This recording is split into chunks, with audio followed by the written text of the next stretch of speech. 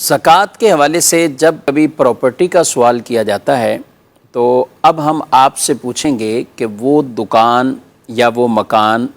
آپ نے کس نیت سے خریدا۔ اگر خریدتے وقت بیچنے کی نیت تھی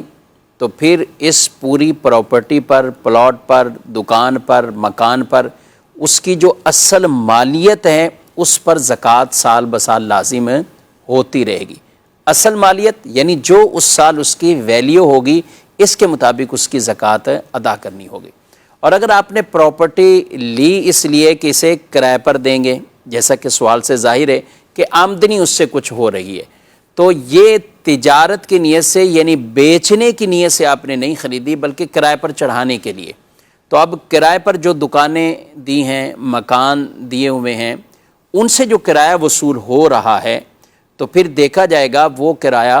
محفوظ کیا جا رہا ہے، جمع کیا جا رہا ہے، یا گھر کے اندر ویسے ہی معاملات میں خرچ ہو رہا ہے۔ اگر تو وہ خرچ ہو رہا ہے تو نہ کرائے پر زکوٰۃ نہ پراپرٹی پر زکوٰۃ کسی طرح کی۔ اور اگر وہ کرایہ جمع ہو رہا ہے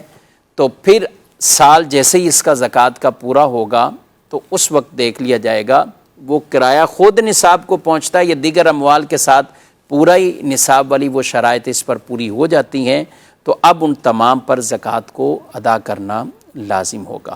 اور اگر کرایہ آ رہا ہے اور وہ کسی اپنی ضرورتوں میں خرچ ہوتا جا رہا ہے تو لہذا ایسی دکان یا ایسے مکان پر کوئی کسی طرح کی زکوٰۃ نہیں، نہ کرائے پر ہے اور نہ ہی اس پراپرٹی پر۔ پراپرٹی پر زکوٰۃ اسی صورت میں ہوتی ہے جب تجارت کی نیت سے یعنی بیچنے کی نیت سے اسے خریدا ہو، تو اس صورت میں سال بسال اس پر زکوٰۃ لازم ہوتی رہے گی۔